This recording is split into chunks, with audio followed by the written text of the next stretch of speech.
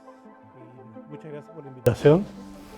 Estoy feliz de que estas reuniones son súper importantes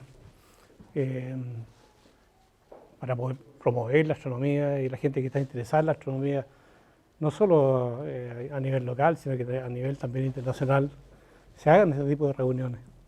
Así que feliz acepté la invitación para dar una charla que tengo varios aspectos en esta charla.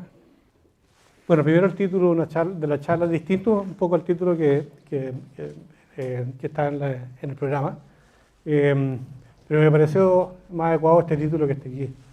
Cómo los astrónomos, cómo la astronomía nos permite observar y comprender el pasado del cosmos. ¿Okay? Eso yo creo que es un título más adecuado a lo que les voy a contar hoy día. Ok, y tengo básicamente 4 temas. Y no sé si voy a alcanzar a cubrirlos todos, pero el primero quiero hablar de ciencia, ¿okay? Y la ciencia que yo hago. Y los proyectos, un proyecto en particular que estamos llevando a cabo con telescopios aquí en Chile, y que tiene una data de como unos 10 años este proyecto, o unos 12 años. Y ahora estamos bastante avanzados en este proyecto con resultados interesantes. Así que les quiero hablar un poco sobre este proyecto, que tiene que ver con esto de la época de la rayonización. Les voy a contar exactamente qué es lo que es la época de la rayonización y también hacer un repaso de cuál es la historia del universo y cuál es entonces la época de la rayonización, para poner en contexto lo que vamos a decir. Después quiero hablar un poquito sobre los observatorios Carnegie. Okay, yo trabajo para la institución Carnegie for Science. Esta es una institución, que es una fundación norteamericana que se dedica a la ciencia. Tiene básicamente 3 grandes divisiones. Una de esas divisiones son los observatorios, y el observatorio de las campanas es el observatorio de la Fundación Carnegie. Entonces, por eso voy a hacer un poquito de historia. ¿Por qué voy a hacer un poquito de historia? Porque es interesante la historia de los observatorios. Porque parte con gente como Hubble, ¿okay? Que descubrieron la expansión del universo, o Shapley, astrónomos famosísimos que marcaron el conocimiento en astronomía y astrofísica desde el siglo pasado. Así que voy a hacer un repaso de la historia. Después un poquito sobre los observatorios de las campanas, que a propósito, una lástima que no puedan subir al observatorio. Hoy día estaba recién leyendo un correo que me enviaron. Hay 60 centímetros de nieve en el observatorio. Hay 35 personas que están confinadas al hotel, y no pueden salir. Así que está en situación crítica en este momento el observatorio. Obviamente los telescopios están todos cerrados, no se podía observar, y probablemente van a seguir cerrados por un par de días, un par de noches, digamos, porque se junta hielo en las cúpulas, y si uno mueve las cúpulas ahora puede caer hielo a los telescopios. Así que estamos en una situación complicada estos días. Así que la invitación al observatorio sigue abierta. Cuando se quieran organizar me avisan y subimos. Carol, ahí, ¿dónde está Carol? Ahí está Carol. Con Carol organizamos entonces una subida al observatorio. Por ahora, imposible, no hay ninguna posibilidad. Y si tenemos tiempo, al final de la charla, quizá hablar un poco de la astronomía profesional chilena, en Chile. ¿Qué oportunidades hay en Chile? Y ponerlo en contexto a nivel nacional, qué significa esta ciencia a nivel nacional. Es interesante porque ustedes saben, no hay mucha ciencia que se pueda desarrollar a primer nivel en Chile. Una de esas es la astronomía, especialmente por los cielos del norte de Chile. A partir de esta región, hacia el norte, tenemos unos cielos fantásticos, son los mejores del mundo para hacer astronomía. Ustedes ya saben todo este cuento. Pero quiero entonces en ese capítulo contarles cuál es la situación, cómo va la cosa. Ok, empecemos entonces. Quería demostrar, bueno, ustedes han visto esto en las redes sociales desde hace 2 días atrás, ¿no es cierto? Esta es una imagen fantástica de un cúmulo de galaxias, tomada con el James Webb. Y la imagen salió pública hace un par de días atrás. Y realmente la imagen esta es fantástica. Uno ve muchas cosas aquí. Está tomada centrada en un cúmulo de galaxias en una zona donde hay mucha materia.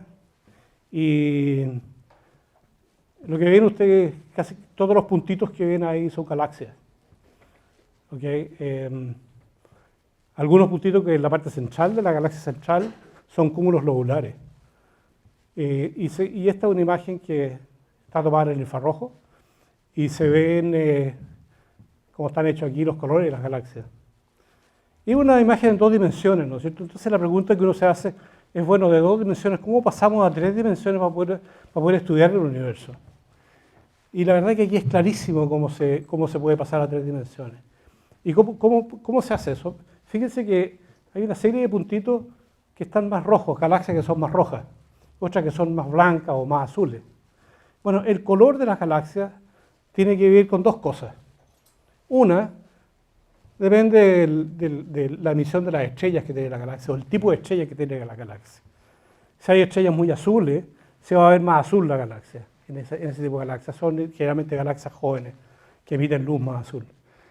Pero si son rojas, pueden ser estrellas más rojas que están dentro de la galaxia. Esa es una explicación. Es la física de la galaxia misma. Pero otra explicación, no otra explicación, sino que otra parte de la física, es que si son más rojas, pueden estar más lejos. ¿Y por qué se ven más lejos? Porque se están alejando de nosotros a velocidades más rápidas. Entonces, hay un concepto que se los voy a contar aquí, se los voy a explicar así en detalle, el concepto del corrimiento al rojo, el redshift, que nos da una forma de medir el tiempo hacia el pasado y también medir las distancias. Tiempo y distancia son lo mismo usando este concepto que es el redshift. ¿Okay? Entonces aquí uno ve, la verdad, una imagen en 3 dimensiones. Uno ve la profundidad en el universo en 3 dimensiones.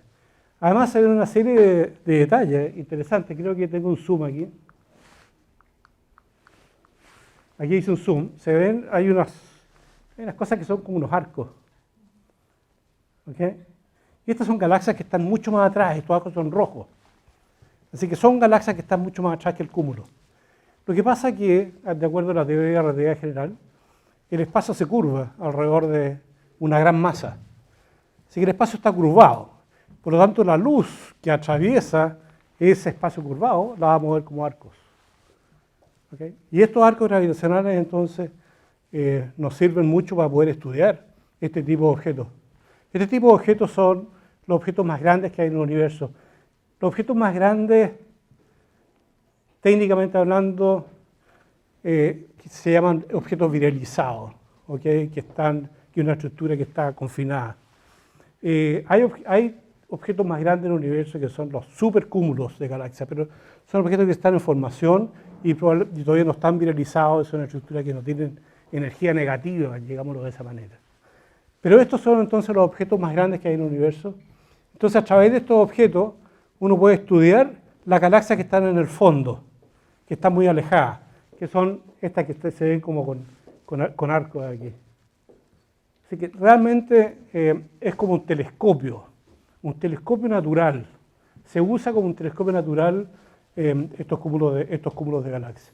Hay muchos de ellos en todas las direcciones, por lo tanto el estudio del universo temprano, el universo cuando está recién formándose, se puede hacer a través del estudio de estos objetos que están alrededor de estos cúmulos.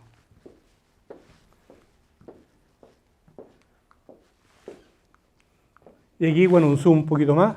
Y este zoom lo hice porque, si ustedes miran en detalle, en el centro de la galaxia central aquí, se ven una serie de puntitos. Estos puntitos ya no son galaxias, son cúmulos lobulares que están en órbita alrededor de la galaxia central. ¿Por qué nos llama la atención eso? Bueno, ni siquiera en las imágenes del Hubble se veían esos cúmulos lobulares que están alrededor de la galaxia. Pero estas imágenes con el James Webb ya se están viendo, estos cúmulos. Y está lleno de estos puntitos, en todas partes. no solo cúmulos lobulares, sino que estas galaxitas chiquititas que están alrededor son galaxias enanas que orbitan alrededor de la galaxia central y que también nos dicen mucho de la física de estos sistemas. Así que increíblemente interesante la ciencia que se va a hacer, la astronomía que se va a hacer a partir de las observaciones del James Webb. Estas son las primeras. Hay otra imagen que también me ha llamado mucho la atención, que todos la pueden reconocer, ¿no es cierto? Esta es la Ring Nebula del sur, la nebulosa del Anillo del Sur. Todo astrónomo aficionado le saca una foto a esta nebulosa. Esta es el resultado de una explosión de una estrella que emitió su radiación y hay un frente de onda que está expandiéndose. Pero ¿por qué es interesante la foto con el James Webb? Fíjese la estructura. Ahora se puede estudiar la estructura del gas que está rodeando la estrella central que explotó, que probablemente fue una binaria, que explotó como una supernova en algún momento en el pasado. Pero ya estamos viendo detalles absolutamente precisos de los procesos físicos que están ocurriendo alrededor de estos objetos. Así que ya pasa a ser interesante porque es linda, sino que ya estos objetos con las imágenes del James Webb se puede estudiar con precisión la física, la astrofísica de este tipo de objetos. Así que bueno, ahí me dio un gustito de mostrarles estas imágenes. Y una amiga gringa me mandó este cartoon el otro día. Y dice ahí, está en inglés, pero lo escribí en español. Aquí hay un telescopio y están los empleados, los astrónomos, trabajando alrededor del telescopio. Dice, por supuesto, la moral de los empleados es baja. Todos nos sentimos insignificantes. Esa es, por un lado, la sensación. Somos insignificantes frente a este tremendo universo que estamos observando y que estamos observando cada vez con más detalle. Pero, por otro lado, somos privilegiados. Somos capaces de entender, por ahora, un poco, digamos, de lo que está pasando en el universo. ¿Okay? Y tenemos una historia del universo, una historia que ya podemos contar del universo desde el Big Bang hasta el día de hoy. Somos privilegiados porque hemos sido capaces en unos pocos años, 100, 150 años, quizás 200 años, en lograr entender lo que creemos que es la realidad a nivel del universo, cómo evoluciona el universo. Así que en ese sentido les quiero contar lo que nosotros estamos haciendo y cómo lo estamos haciendo. Pero quiero partir por este concepto que es un concepto fundamental, ¿okay? Que es el corrimiento al rojo, como les decía antes, el redshift. ¿Okay? Esto nos da una forma de medir distancias y tiempo en el universo.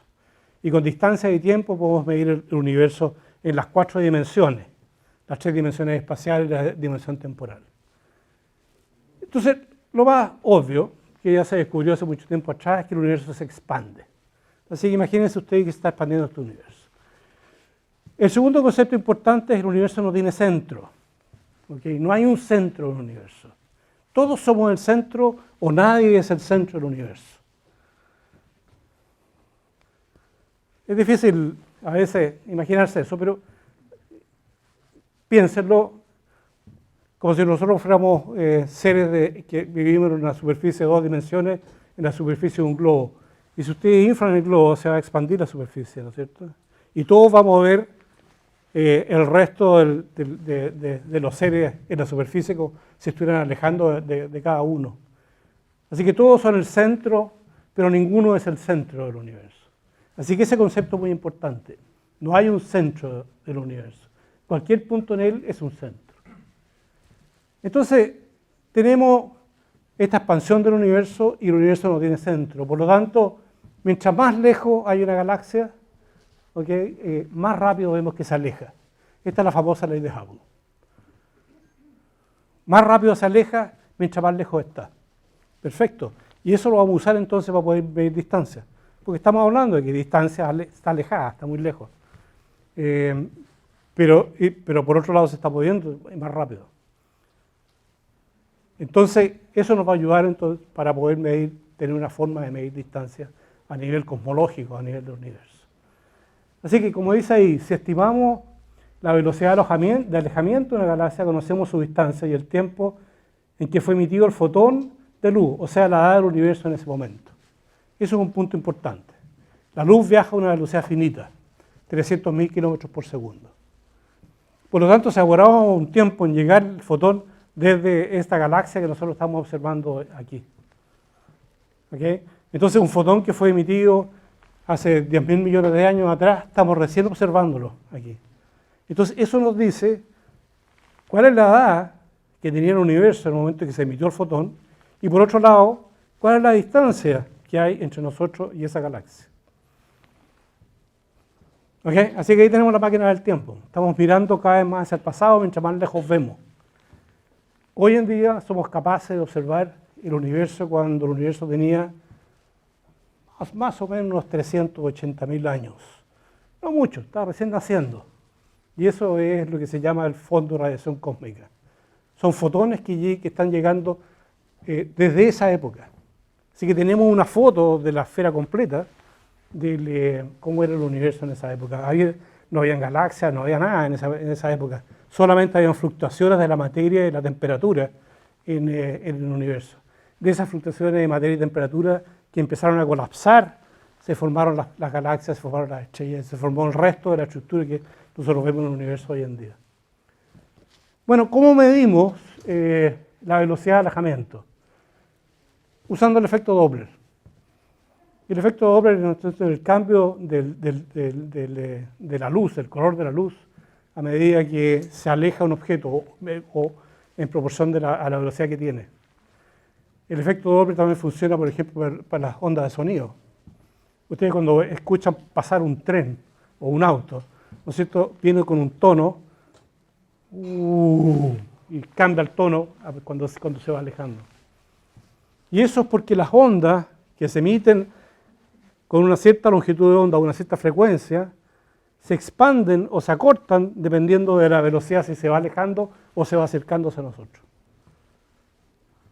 Es porque nosotros la medimos un objeto que se está alejando o acercando. Entonces, eso lo podemos usar para ver cuál es la velocidad que se está moviendo el objeto. Así que yo simplemente miro una galaxia, le miro el color a la galaxia y digo ese color es porque el espectro de la luz se ha movido hacia el rojo, entonces yo puedo medir cuál es la velocidad de la galaxia. Así que es tan simple como determinar colores y, si uno quiere ser más preciso, sacar un espectro y ver cuánto se ha corrido el espectro con respecto al reposo. Y con eso simplemente tenemos la velocidad de recesión. Y si tenemos la velocidad de recesión y creemos que el universo se está expandiendo, entonces tenemos distancia y tenemos tiempo. Básicamente ese es el concepto. Así que el redshift es nuestra medida, nuestra escala. Es complicado porque no es lineal, se distorsiona, pero esos son detalles, digamos, de segundo orden. En primer orden, así como usamos el metro para medir distancia aquí sobre la superficie de la Tierra, vamos a usar el redshift para medir tanto tiempo como distancia en el universo. Una tabla para comparar entonces los redshifts con las distancias, con los tiempos. Así que tenemos el redshift. Los astrónomos les gusta complicarse la vida. Los astrónomos son complicados. De hecho, ustedes conocen la escala de magnitud. La escala de magnitud es completamente contraintuitiva. Los objetos más brillantes tienen un número menor que los objetos más débiles. Además, una escala logarítmica. Pero cuando hablamos entre astrónomos, lo entendemos perfectamente. Si alguien me dice, mire, una estrella de magnitud 10 comparada con una estrella de magnitud 4. Sabemos perfecto, no tenemos ni idea. Así que es ya un lenguaje que uno se empieza a usar. Bueno, con el redshift es lo mismo.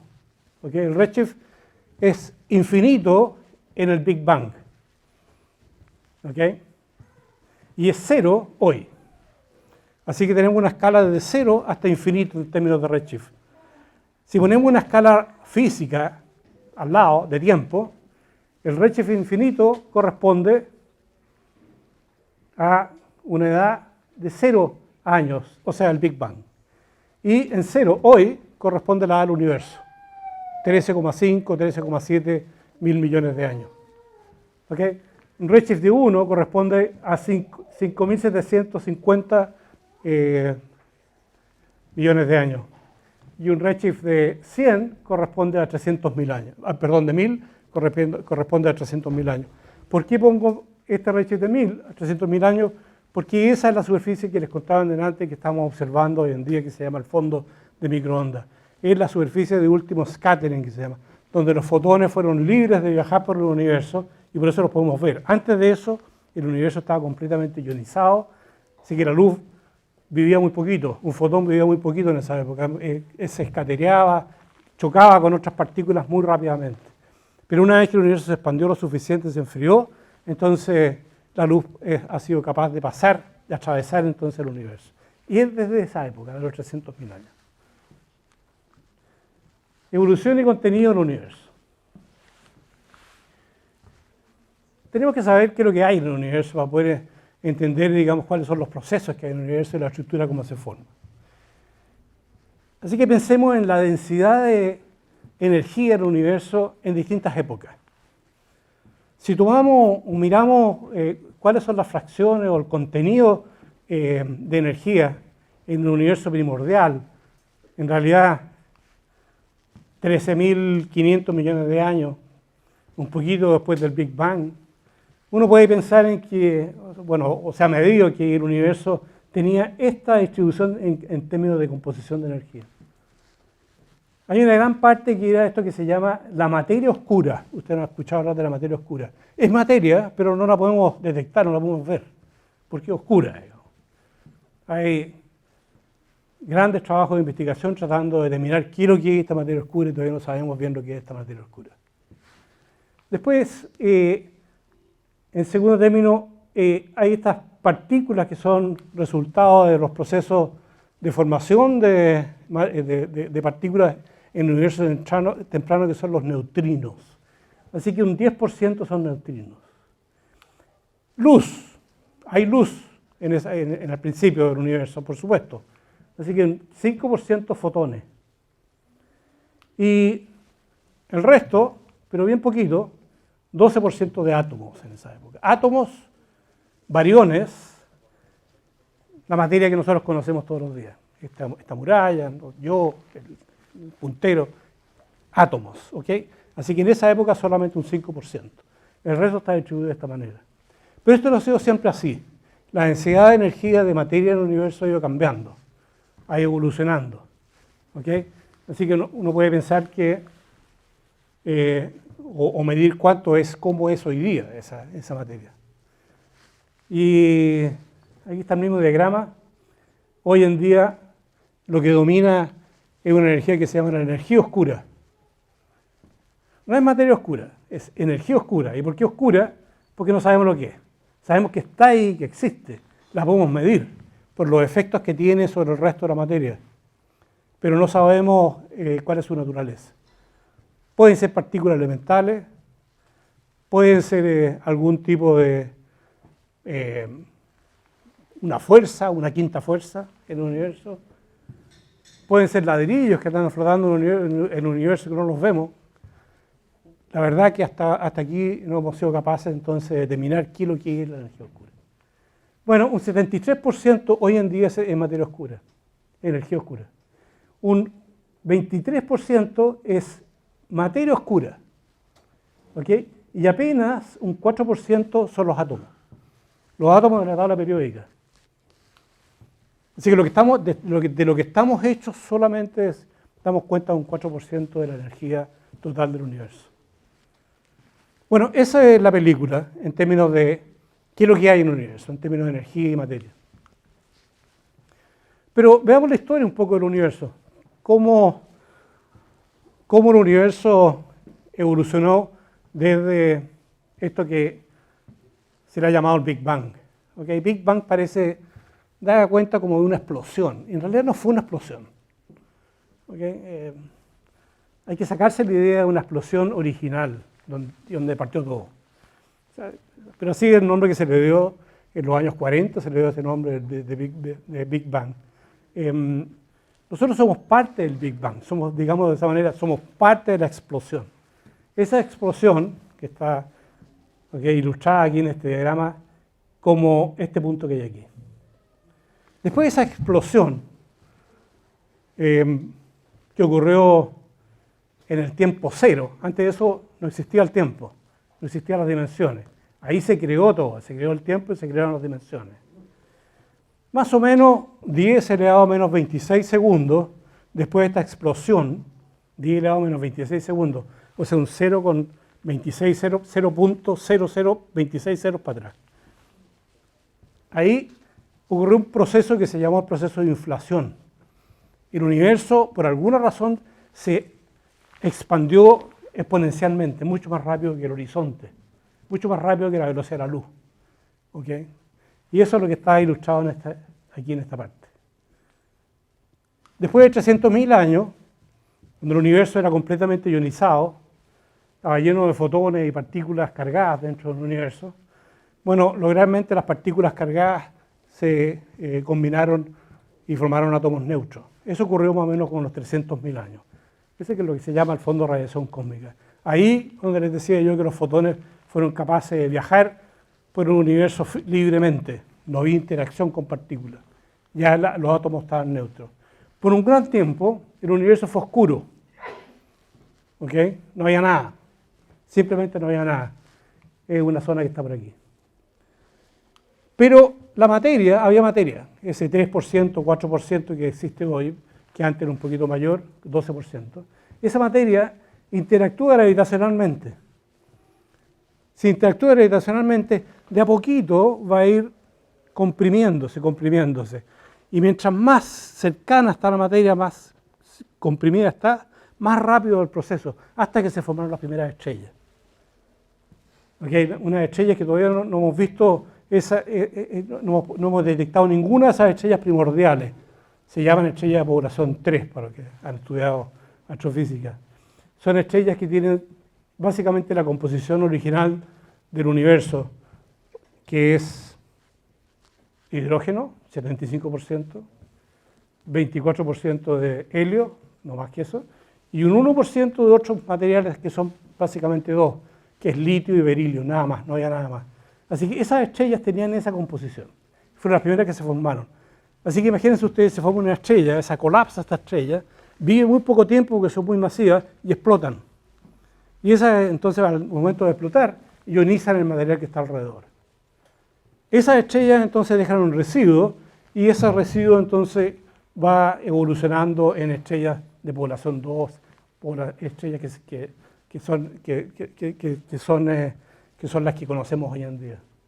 Esto todo ocurre en esta zona, pero les voy a contar un poquito más de esta zona porque es la zona que nos interesa. Y finalmente entonces tenemos las galaxias, ¿okay? Que son agrupaciones de estrellas, gas y polvo, que evolucionan hasta el día de hoy, que es lo que conocemos como nuestro universo del día de hoy. Así que básicamente tenemos una época donde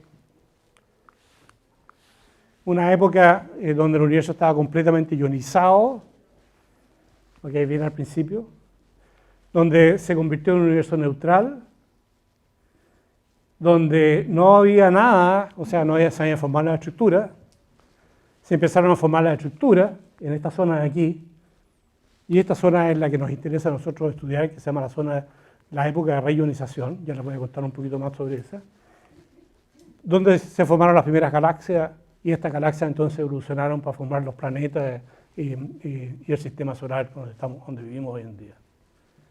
En términos de escala de tiempo, aquí lo que hice fue poner varias escalas.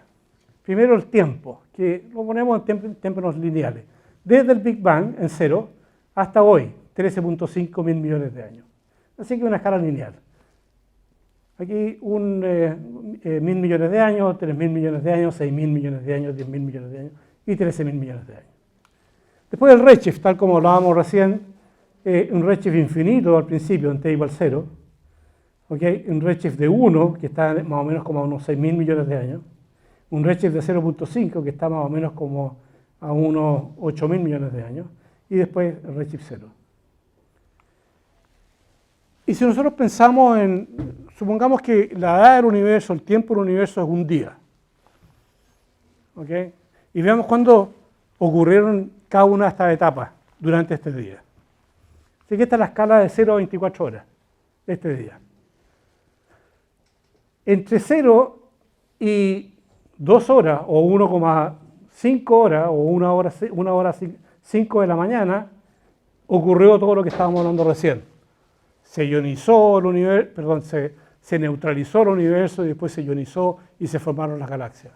El resto del tiempo, desde las 2 de la mañana en adelante hasta las 24 horas, han evolucionado las galaxias como las conocemos hoy en día, en el universo local. Así que esta primera zona aquí, donde el universo está ionizado, que está aquí dibujado en amarillo, ocurrió en los primeros segundos o milisegundos del día, pongámoslo de esa manera. Cuando eran las 0:25 de la mañana, se formaron las primeras estrellas, estas estrellas de población 3. Cuando era la 1 de la mañana, se terminó de ionizar el universo. Y este universo entonces evolucionó, o la estructura dentro de su universo evolucionaron a partir de ahí. Así que en realidad está todo comprimido al principio en el universo. El universo ionizado, el universo neutral en esta época, y después el universo, nuevamente el universo ionizado. Pero tenemos que preocuparnos de la historia en realidad del hidrógeno, que es el elemento más importante o el más abundante que ha habido siempre en el universo. Entonces pensemos qué es lo que ha ocurrido con el hidrógeno durante esta época. Antes de 300.000 años, el universo era un universo súper caliente. El hidrógeno estaba ionizado y el universo es opaco a la radiación, como les contaba. Simplemente un fotón no era capaz de moverse una distancia muy larga porque era distorsionado por alguna partícula, así que no tenía una posibilidad de moverse en línea recta. Cuando ocurrieron los 300.000 años, durante esa época, ahí el universo se neutralizó. O sea, las partículas, los electrones se combinaron con neutrones y formaron entonces átomos neutros. Si ahí en adelante tenemos un universo que es un universo neutro. Entre los 300.000 años y los 260 millones de años, ¿okay?, que es lo que se llama la edad oscura del universo, ¿okay?, básicamente los fotones se mueven libres, no chocan con nada, no hay ni siquiera estructura en esa época del universo. ¿Okay? Y se empiezan a formar esto que se llaman los halos galácticos, y se empiezan a formar estas primeras estrellas que hay en el universo que llamamos las estrellas de población 3, en esa época, ¿okay?, antes de los 260 millones de años. Y más adelante, entre redshift 3 y redshift 15, entre 260 millones de años y 2100 millones de años, ahí se formaron las estrellas, se formaron las galaxias activas, se formaron los cuasares, se formaron los agujeros negros. Todo empezó a ocurrir en esta época. Y el hidrógeno se reionizó. ¿Okay? Tal como vemos hoy día el universo está ionizado nuevamente. Así como era al principio, ahora también está ionizado nuevamente.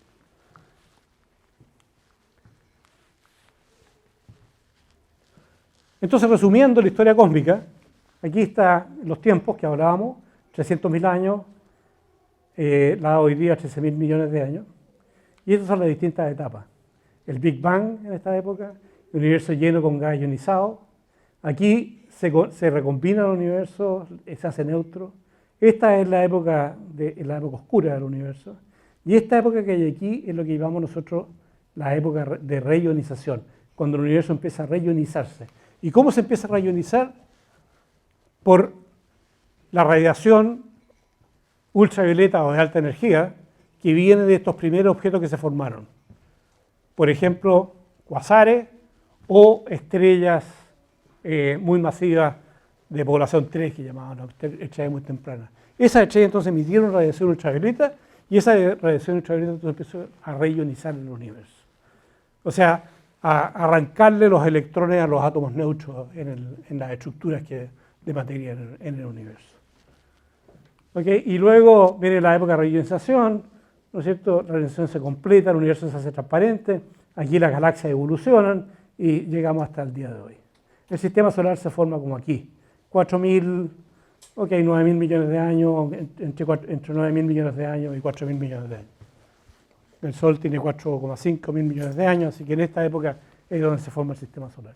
Pero eso es básicamente la historia la historia cósmica.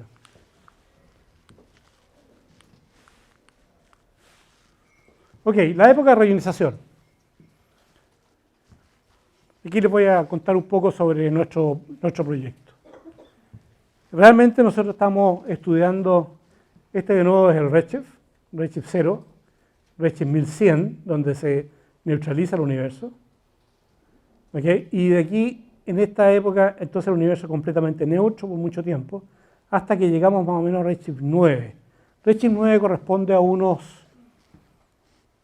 1.000 millones de años, quizás menos, 300 millones de años, una cosa así. Entonces, a partir de esta época, el universo empieza a ionizarse, hasta que se ioniza completo a un Redshift 6, que corresponde a unos 1.000 millones de años. Así que entre los 300 millones de años y los 1.000 millones de años ocurre este proceso de reionización del universo. Esa es la época que a nosotros nos interesa estudiar. ¿Y por qué nos interesa estudiar? Porque es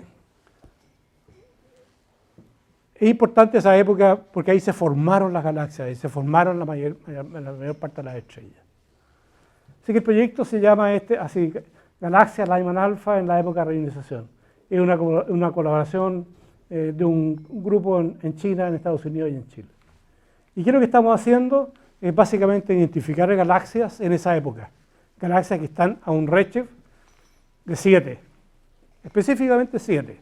Entonces con esa galaxia, con esos objetos de prueba, que estamos usando esos objetos de prueba de esas galaxias, para estudiar entonces cómo es la estructura en esa época. Así que determinamos objetos a Redshift 7 y con eso podemos estudiar la estructura. ¿Y por qué hacemos esto? Bueno, porque es importante conocer cuáles son las condiciones físicas del medio intergaláctico. Y conociendo estas galaxias que son galaxias patrones, que podemos llamarlas de esa manera, porque son muy brillantes y emiten una línea que es muy particular, que es la primera transición de la serie Lyman del hidrógeno, porque es muy intensa, uno con esa línea puede estudiar entonces cómo interactúan los fotones en el medio intergaláctico con esa galaxia. Así que a partir de eso, nosotros tenemos una idea de qué es lo que está ocurriendo en esa época de reionización. ¿Cómo ocurre la reionización? Y hemos descubierto una serie de cosas, que les voy a contar lo que hemos descubierto en esa época de reionización. Pero antes me gustaría contarles cómo medimos. ¿Okay? Primero buscamos objetos que sirvan como patrones, estas galaxias brillantes que llamamos. Y estas galaxias brillantes sean fácilmente identificables. Son galaxias que tienen mucha formación de estrellas y este proceso de formación de estrellas entonces está asociado con emisión de luz desde las estrellas. Y especialmente en esta transición que se llama la transición Lyman alpha. Además de las estrellas brillantes, hay cuasares en esta época. Ya se formaron cuasares. Los cuasares también son muy brillantes y también pueden servir como patrones de medición de la época, durante la época de reionización. Así que, ¿qué es lo que hacemos? Vamos al telescopio de 4 metros de Cerro Tololo, usamos una cámara que tiene un campo grande que se llama DECCAM, le ponemos un filtro que está ajustado, un filtro angosto que está ajustado, de tal manera que deja pasar solamente la luz en una frecuencia, una longitud de onda bien particular, que es la longitud de onda de la línea Lyman alpha a Redshift 7, a esa distancia. Así que con eso detectamos objetos que podrían ser candidatos a galaxias Lyman alpha. Pero por supuesto que entra de todo ahí. Otras líneas, otras emisiones que se llaman emisiones en el continuo. Así que tenemos que despejar eso. ¿Y qué es lo que hacemos para despejar eso? Hacemos espectroscopía. Así que ahí nos vamos a los telescopios más grandes, como por ejemplo los telescopios Magallanes, del Observatorio de las Campanas, y hacemos espectroscopía a estos objetos que los llamamos candidatos. Y con eso tenemos ya una idea de cuáles son realmente objetos que están a esa distancia, que están en la época de radionización, que tienen emisión de Lyman alfa, y que entonces al seguirlo y estudiarlo y ver la composición y ver la estructura de estos objetos podemos entender cuáles son las condiciones en la época de radionización. Ese es el telescopio, ustedes lo conocen probablemente, han visto fotos, han estado ahí, el telescopio de 4 metros del observatorio de Cerro Tololo, donde está esta cámara que nos ha sido muy útil para este proyecto.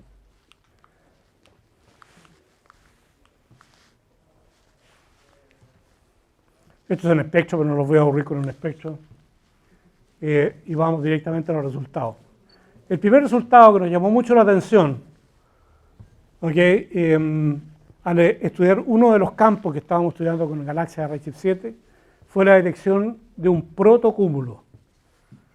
Imagínense usted este cúmulo que vimos en delante, el principio, tomado con el James Webb, que ya está formado, está estructurado, está virializado. Bueno, lo que primero detectamos fue una agrupación de estas galaxias emitoras de Lyman alfa a Redshift 7, que está en una distribución, como se ve aquí, acumulada. Lo identificamos como el protocúmulo más antiguo que se ha descubierto. Este es entonces eventualmente un objeto, un cúmulo que va a terminar siendo como el cúmulo que les mostré del James Webb. Así que ese fue un primer resultado. Publicamos un paper en la revista Nature y posteriormente seguimos haciendo estudios de otros campos para detectar galaxias Redshift 7. Y con esa galaxia Redshift 7 entonces hemos podido sacar algunas conclusiones. Como por ejemplo,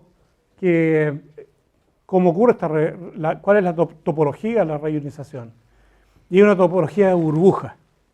Así que imagínense ustedes, tienen una galaxia, empieza a formar estas estrellas, empieza a emitir esta radiación, empieza a ionizar en medio. ¿Y cómo ioniza en medio? En una especie de burbuja. Así que todo partió en un universo que estaba lleno de burbujas, y estas burbujas creciendo unas alrededor de otras hasta coincidir unas con otras. Eventualmente, después de 1.000 millones de años, el universo está completamente ionizado. Estas burbujas se superpusieron unas con otras y hoy en día entonces se ve un universo perfectamente homogéneo. Ya no se ven esas burbujas, pero en esa época existían estas burbujas. Así que la imagen es bien simple. Tenemos esta galaxia, emiten radiación y ionizan entonces en unas burbujas que van creciendo en el resto del universo. Eso es una película o un modelo que ya estamos tratando de establecer lo más posible, midiendo las propiedades de ionización de esta galaxia. Bueno, eso con respecto a la ciencia y los proyectos que estoy haciendo yo. Y ahora me gustaría hablar un poco, como les decía, de la historia, un poco de la historia de la astronomía, y la historia de la astronomía basado en los observatorios Carnegie, que partieron en el año 1900 con este señor Andrew Carnegie, el fundador de los observatorios Carnegie, alrededor de 1900, y que partieron con el primer observatorio de Carnegie cerca de la ciudad de Los Ángeles, en Estados Unidos, que es el observatorio Mount Wilson. Entonces el observatorio Mount Wilson se estableció en 1904, y el astrónomo detrás de todo esto, el que convenció a Carnegie que invirtiera parte de su fortuna en esta fundación, es el señor George Ellery Hale.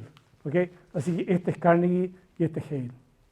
Este señor Hale es muy interesante porque fue el impulsor del telescopio más grande del mundo 3 veces. ¿ok? El que construyó el telescopio más grande del mundo, 3 veces en su vida.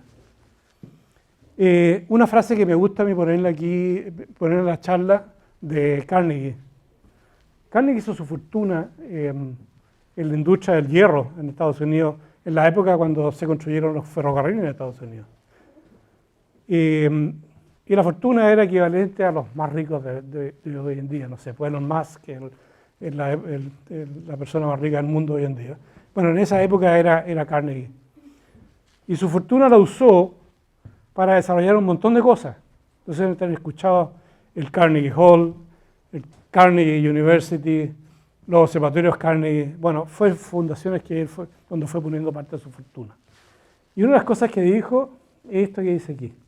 El hombre que muere rico muere en desgracia. Eso lo dijo. ¿Okay? Hay que gastarse la plata en la ciencia en este caso. Y Carnegie fue un tremendo ejemplo. Fue un tremendo ejemplo. Ok, el señor Hale, como les decía, fue el astrónomo detrás de los 3 veces el telescopio más grande del mundo. El primer telescopio más grande del mundo fue el Mount Wilson, de 1,5 metros. Este se construyó en 1904. Después el telescopio de 2,5 metros también en Mount Wilson, por esa época. Y posteriormente el telescopio en Monte Palomar, cerquita, ahí en California, el telescopio de 5 metros, que fue el más grande del mundo por muchos años, hasta que se construyeron los telescopios del tamaño de 6 metros, 8 metros, que hoy hay en Chile y en España y en Hawái. Y este señor fue el que estuvo detrás de estos proyectos. No haga planes pequeños, dice. Bueno, la institución Carnegie for Science tiene el observatorio Mount Wilson. Aquí hay unas fotos bonitas de los telescopios. Estos telescopios antiguos, pero son grandotes, digamos. 60 pulgadas, 1,5 metros, construido en 1908. Y el de 100 pulgadas, 2,5 metros, construido en 1917. Los descubrimientos. Hay que notar el primero de ellos, hecho por este señor Harley Shapley, en 1918. Él demostró que el sistema solar se encuentra alejado del centro de la galaxia de la Vía Láctea, o que pertenecía a la Vía Láctea. ¿Cómo lo hizo eso? Estudiando la distribución y las velocidades de los cúmulos globulares en nuestra galaxia. Conociendo cómo era la distribución de cúmulos globulares, entonces él podía medir la distancia de los cúmulos globulares usando unas estrellas que son las estrellas RR Lyra y otros indicadores de distancia. Él fue capaz entonces de poner en el espacio la estructura de la Vía Láctea y con eso se dio cuenta entonces que el sistema solar está alejado de la Vía Láctea. Okay, no está en el centro de la Vía Láctea, sino que está en la periferia de la Vía Láctea. Esa fue una gran contribución entonces del señor Shapley. Después, por supuesto, Hubble. Todos estos son astrónomos que trabajaron para Carnegie. Hubble, que fue el que descubre la expansión del universo. Él hacía espectro y medía el corrimiento rojo de galaxias y con eso pudo definir su relación, que es la relación de Hubble, que tiene una constante, que es la constante Hubble, que hasta el día de hoy se mide y pues cada vez se está midiendo con más precisión dados los instrumentos modernos. Pero él fue el que descubrió entonces que el universo se está expandiendo. Después está este señor que es Walter Baade. Uno de los telescopios Magallanes en el Observatorio de las Campanas se llama el telescopio Baade, en honor a Walter Baade. Y reconoció por primera vez el fenómeno de las poblaciones estelares. ¿Qué significa eso? Se dio cuenta que las estrellas tienen distintas poblaciones, son distintas las estrellas dependiendo de su época de nacimiento. Principalmente por la cantidad de metales que tienen las estrellas. Yo les contaba que las estrellas de poblaciones 3 no tienen metales, están hechas de material primordial, hidrógeno, helio, no más que eso. Pero una vez que evolucionan las estrellas, explotan, se forman metales, se forman nuevas estrellas y esas nuevas estrellas están enriquecidas en metales. Por ejemplo, el Sol es como la cuarta o la quinta generación de varios procesos de este tipo. Bueno, este señor fue el que puso las bases entonces de las poblaciones estelares en esa época.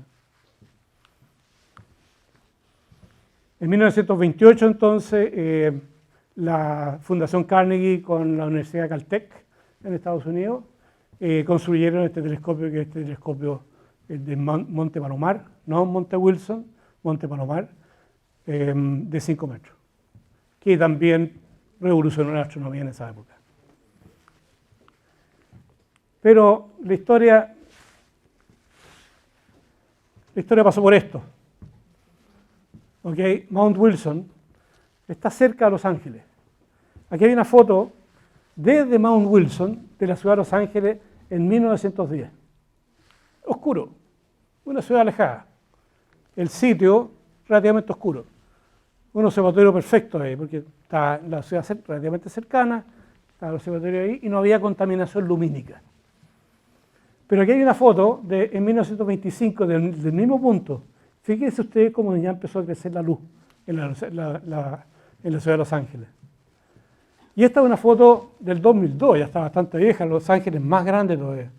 Fíjense cómo creció entonces la ciudad y por ende la contaminación lumínica, dado las luces de la ciudad.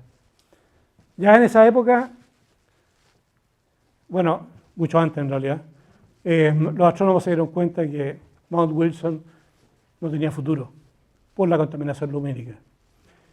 Por lo tanto, tenían que buscar un nuevo sitio para fundar un observatorio. Y ahí viene el observatorio de las Campanas. Buscaron en el hemisferio sur un lugar óptimo, oscuro, que se viera las nubes de Magallanes, que se viera el centro de la galaxia, ¿okay? Y se aprovecharon de los europeos y los de Aura, que son instituciones estatales norteamericanas que fundó el Cerro Tololo, para instalarse también en la zona, entre la tercera y la cuarta región, en el Observatorio de las Campanas. Aquí está el Observatorio de las Campanas, como es visto hoy en día. Bueno, no hoy en día porque hay más telescopios, ya hemos construido algunas cosas. Esto es como hace unos 5 años atrás. Esta es la zona del hotel. Aquí están los telescopios más antiguos, el DuPont, y ya les voy a mostrar una foto de él. Aquí está el telescopio Swope, que es el primero que se instaló en el Observatorio de las Campanas, y aquí están los telescopios Magallanes de 6 metros y medio. El DuPont 2 metros y medio, el Swope de 1 metro, y estos dos telescopios de 6 metros y medio. ¿Okay? El Observatorio de las Campanas hoy en día, si uno considera la superficie o el área en espejo, es el segundo de Chile. ¿Okay? El primero es Paranal, donde están 4 telescopios de 8 metros. El segundo es Las Campanas, que tiene estos 2 telescopios de 6 metros y medio. Y después está el Observatorio Gemini, y así. Bueno, entonces, y en el mundo, en términos de superficie, en tamaño de superficie, debe ser como el quinto, más o menos, cuarto, quinto en tamaño en superficie de reflectora. Estamos hablando de telescopios ópticos infrarrojos. Bueno, no puedo dejar de mostrar esta foto de esta oportunidad. Esta foto la tomamos anteayer. Así estaba. Así estaba. Ok, y hay poca nieve, porque anoche nevó toda la noche.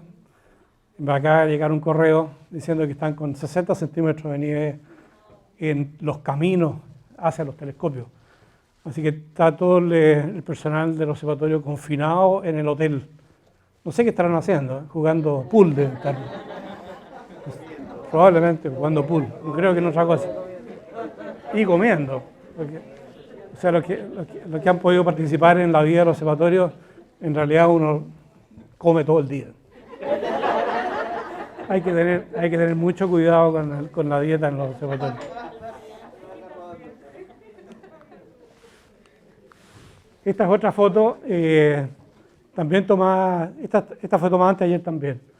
Pero bonita esta foto porque se tomó con una exposición más larga y de hecho se ven las estrellas. ¿Cómo será la atmósfera en esta zona de Chile? Que durante el día uno puede ver las estrellas con una cámara fotográfica. ¿Okay? Es impresionante. Bueno, este observatorio está localizado en un lugar con una excepcional calidad de atmósfera. ¿Okay? Nosotros medimos la calidad de la atmósfera a través de un parámetro que se llama el SIN, y el SIN es simplemente el tamaño que se ve en el cielo, una estrellita. ¿Okay? Un SIN de 1 segundo de arco es más o menos nomás.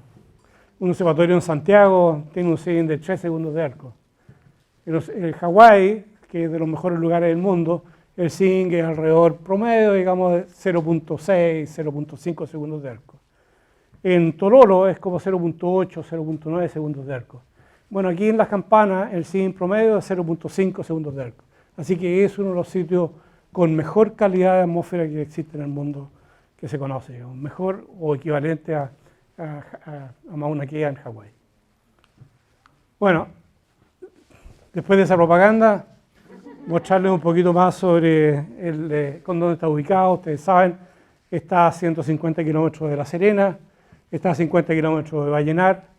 Estamos justo en la mitad o en la frontera entre la tercera y la cuarta región.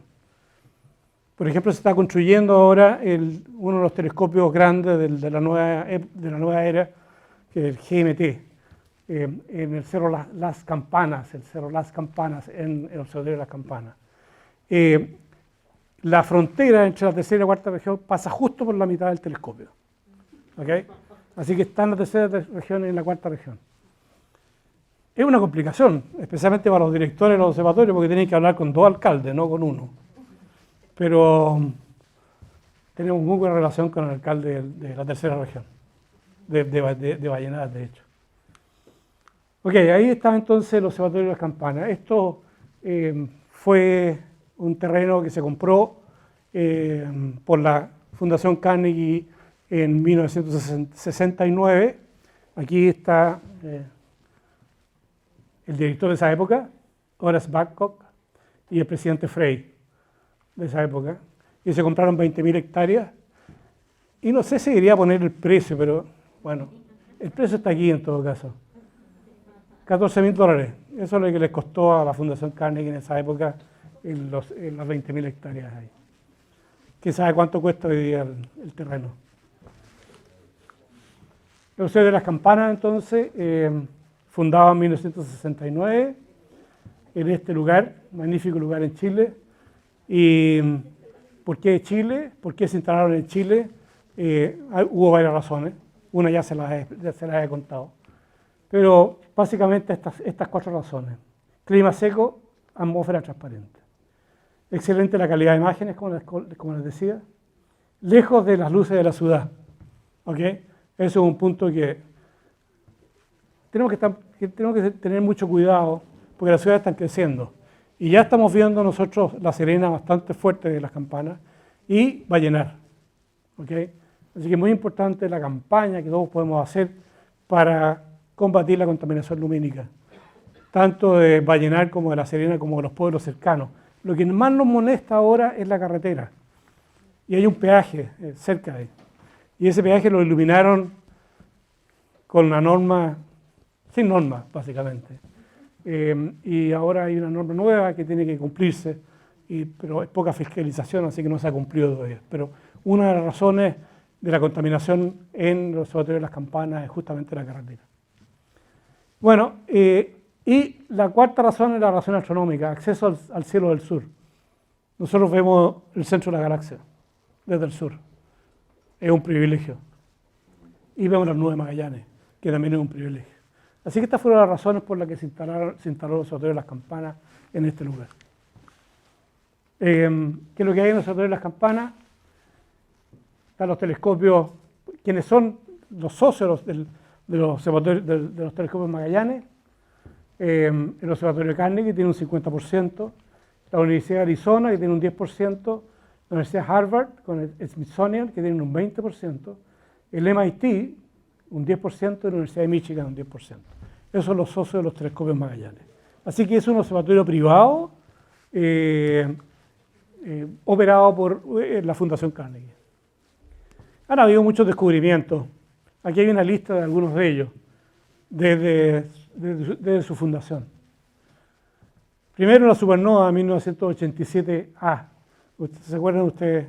Esta fue una supernova que se descubrió en la nube de Magallanes por un asistente de telescopio en el Observatorio de las Campanas, haciendo observaciones con un telescopito chiquitito en el Observatorio de las Campanas, Oscar Dualde, que ya está jubilado. Eso fue un gran descubrimiento, porque es la supernova más cercana que se ha visto desde la Tierra. Agujero negro supermasivo, el más antiguo, en 2017. Este descubrimiento lo hizo en realidad un ex alumno de Chile, un astrónomo chileno, ex alumno de la Universidad Católica, y que ahora está, es investigador en Max Planck en Alemania. Un gran descubrimiento, porque es interesante entender por qué habían agujeros negros tan atrás en el tiempo, cómo se lograron formar tan masivamente estos agujeros tan atrás en el tiempo. Así que los procesos tienen que haber sido muy rápidos al principio. Y eso es algo que tiene que evolucionar la astrofísica para poder entender bien por qué es eso. La primera observación visible de la colisión de estrellas y neutrones, ¿se acuerdan ustedes de las ondas gravitacionales y la detección de ondas gravitacionales en el óptico? Okay. Eso también, la primera detección de la radiación que vino de este choque de estrellas y neutrones, fue hecho desde el Observatorio de las Campanas en el año 2017. Y el Observatorio de las Campanas, yo estaba en el Observatorio de las Campanas, y estaba en el cerro cuando se hizo esto, cuando pasó esto.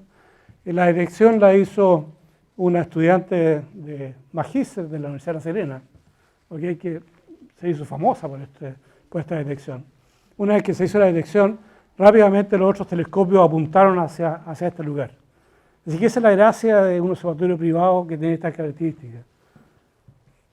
Que el director puede hacer lo que quiera, en el fondo. Si ustedes tratan de hacer esto en la ESO, es imposible. Ahí tienen que hablar, no sé, con el presidente de la Unión Europea para poder hacer lo que quieran. Aquí no, pues entonces aquí se apuntaron los telescopios en esta dirección, en la dirección de la onda gravitacional o la detección. Y ahí se pudo ver, digamos, con los espectros, el origen de esta onda gravitacional o en la naturaleza de esta onda gravitacional, que fue el choque de estrellas y neutrones. 20 nuevas lunas de Saturno, etcétera, hay mucho más, hay muchos otros descubrimientos importantes. Y por último, un repaso así rápidamente de la astronomía en Chile. Probablemente ya estoy súper pasado la hora, pero voy a decir, ¿no es cierto? Ya, pero rápidamente, yo creo que les interesa poner en contexto cómo es la astronomía en Chile. Esto lo han escuchado mucho ustedes. Chile, capital astronómica del mundo. Así que les voy a contar por qué se dice que Chile es la capital astronómica del mundo. Aquí hay un gráfico, ¿okay?, del área colectora en metros cuadrados, y este es por el tiempo, esto es 1970. En los distintos lugares donde hay observatorios hoy en día, observatorios importantes en el mundo profesionales. Chile, Hawái, Arizona, La Palma, Sudáfrica, Texas, Nuevo México, California y otros. Entonces, área colectora en telescopios mayores de 3 metros de diámetro. En 1970 solamente había uno en California, que era el que ya hablamos, el de 5 metros de Monte Palomar. Esa era la situación del mundo. En 1977 la situación ya empezó a cambiar. Había uno en Chile, había uno en Arizona, en Kitt Peak, y otro en Rusia. En 2016, mire cómo ya la situación empezó a poblarse en Chile, los telescopios mayores de 3 metros. Así que ya en Chile en 2016 tenía la mayor cantidad de superficie colectora de fotones del mundo. ¿Okay? Hawái el segundo. Y esto es lo que esperamos para el 2025, bueno, más, en realidad 2030, pues se han atrasado la construcción de los grandes telescopios por la pandemia, básicamente. Esto esperamos. ¿Okay? Chile va a ser de lejos el protagonista en términos de superficie colectora en el mundo. Tanto que probablemente vamos a llegar a como un 50% en superficie, en total superficie óptica infrarroja, y si uno considera los radiotelescopios vamos a llegar alrededor del 70% de la capacidad de observación del mundo. ¿Okay? Así que esa es una importancia y el contexto que tiene la astronomía en Chile. Y si uno mira este gráfico, que está en porcentaje de los mejores cielos del mundo, en óptico infrarrojo y óptico infrarrojo y óptico infrarrojo más milimétrico. Esta es la situación en Chile. De cero en los años 70 a alrededor del 80%, 76% al final de esta década. ¿Okay? El total de la superficie colectora del mundo. Y en términos de números, para los que les gustan los números, aquí me di la lata de hacer un pequeño cálculo considerando los valores de los distintos, de todo lo que va a haber en Chile. Ok, lo primero, en términos de área colectora, en el año 2030 será anfitrión más o menos, como decíamos, del 70%, quizás el 87%. Digo quizás, pero no voy a decir por qué. Del mundo, ¿ok? En términos en dólares, ¿ok? ¿Cuánto va a haber en inversión en dólares en Chile? Va a ser alrededor de entre 6.000 y 8.000 millones de dólares. Ahora con la inflación y con todo esto probablemente va a llegar a 10.000 millones de dólares las inversiones en telescopios en Chile. En términos del PIB, del Producto Interno Bruto, ¿cuánto es esto? Es alrededor del 2.7%, ¿okay? Del PIB chileno, el PIB anual. Y en términos de la inversión en ciencia, este número es sorprendente. Es como 7 veces el presupuesto de la ciencia de un año, de Chile.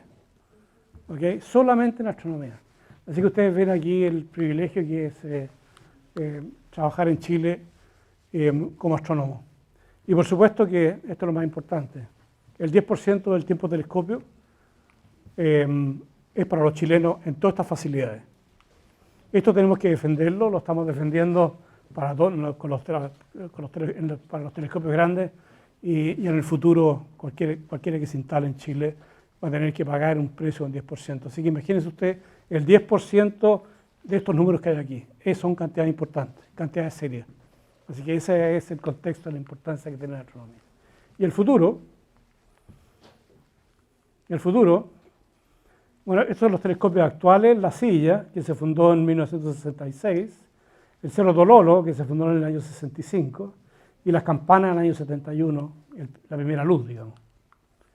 En Paranal, que son los 4 telescopios de 8 metros, más un telescopio de 2 metros y medio, y un telescopio de 4 metros ahora, en el año 98. Géminis del Sur, en el año 2000, y el Observatorio ALMA, que es en el año 2011. Esa es la situación actual. Y el futuro es, primero, el GMT, no primero en tiempo, sino que, porque el GMT es parte de las campanas, que va a ser un telescopio de 24 metros equivalente, que va a tener 7 espejos de 8 metros, 8.2 metros cada uno, un espejo central y 6 espejos alrededor de 8.2 metros cada uno. Ese es el GMT. Se ha estirado un poco la época de construcción, se está esperando financiamiento por parte de la NSF. Hay como menos un 50% de financiamiento ahora, se está esperando el otro 50% por parte de la NSF. Y probablemente se va a terminar de construir el año 2030, no 2027, como dice ahí. Porque 2030, 2031. Después está, por supuesto, el ELT, que ya se está construyendo, tiene una fecha de alrededor de 2027, su primera luz, va a ser el primero de estos telescopios extremely large, grandes, telescopios grandes. El telescopio del LST, que es el observatorio Vera Rubin, que ya está prácticamente listo y debería empezar observaciones de aquí dentro del próximo año, una cosa así. ¿Okay? Este es un telescopio fantástico porque más que un telescopio, si uno compara con una cámara fotográfica, es como una cámara de video. Va a mirar el cielo, cómo se mueven las cosas en el cielo. Es un video que se va a tomar del cielo. Prácticamente todo el cielo del sur cada 3 noches. Con un tremendo campo de visión. Es un telescopio fantástico. ¿Y qué más tengo? Eso es el futuro en términos de telescopios grandes. Y muchas gracias por la paciencia.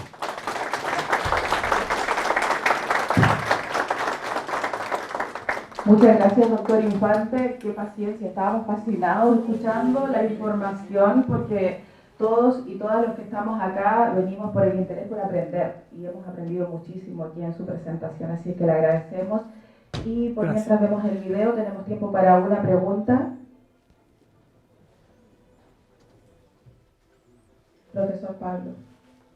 Desde una consulta con lo que dijo sobre el Big Bang y la forma del universo. Son preguntas que a nosotros los profesores generalmente no hacen y cuando también se busca en internet se ve la misma imagen que colocó usted y la imagen del cono. Cuando uno le explica a los alumnos que fue una explosión, entre comillas, también me preguntan si es en un sentido formando un cono o en todos los sentidos como las explosiones que uno se imagina aquí en la Tierra. Sí. Y con eso, doble pregunta, si es que en ese mismo sentido hay posibilidad de ir a un Z menor al 7 que ustedes están descubriendo, para ver si realmente cómo fue, si se acerca a esa forma que uno se debería imaginar como el universo. Sí, ya. La primera parte, como lo explico yo, es que digo, somos parte de la explosión. Así que si somos parte de la explosión vamos a ver lo mismo en cualquier dirección. El principio cosmológico dice que el universo es homogéneo y isotrópico en todas partes, en donde tú te pares, donde tú estés. Así que la forma explicada como cono es visto en el universo en dos dimensiones, digamos, con el tiempo. Pero si uno está metido dentro del universo, por eso que tampoco tiene centro, cualquier punto puede ser el centro. Entonces uno ve lo mismo en cualquier dirección. Hay que imaginarse que uno no ve la explosión de lejos, sino que uno está dentro de la explosión. Es una de las partículas de las que explota. Y después podemos ir más allá de Redshift 7, sí. De hecho, con Paulina tenemos un descubrimiento de una galaxia que está a Redshift 10.2. Taina se llama. Paulina le puso ese nombre. La galaxia Taina. 10.2. Y se han descubierto ya galaxias hasta Redshift 11. Entre Redshift 11 y Redshift 10, en términos de tiempo, recuerda que no es lineal el Redshift, es poquito tiempo. Es poquito tiempo. No ha pasado mucho tiempo, son unos pocos cientos de millones de años, no más que eso. Menos, incluso alrededor de 100 millones de años, no es más que eso. Así que mientras más atrás uno está en términos de Redshift, menor es la escala de tiempo que uno está considerando. Así que todas estas cosas están entre 300 millones de años y 800 millones de años. Todo esto que explicábamos ocurre en esa época. Muchísimas gracias, doctor Infante, por su presentación. Le agradecemos por otro aplauso. Y quiero invitar a la doctora Paulina Troncoso, directora de la licenciatura de Astronomía de esta universidad, que es la anfitriona, que le pueda entregar un presente de recuerdo por su presentación en nuestro segundo Congreso Nacional de Educación Astronómica. Muchas gracias. Estamos felices. En nombre de la comisión organizadora de este congreso, el equipo de NAE Chile y también los representantes de la licenciatura en Astronomía de la Universidad Central Región de Coquimbo, le agradecemos su participación por su charla.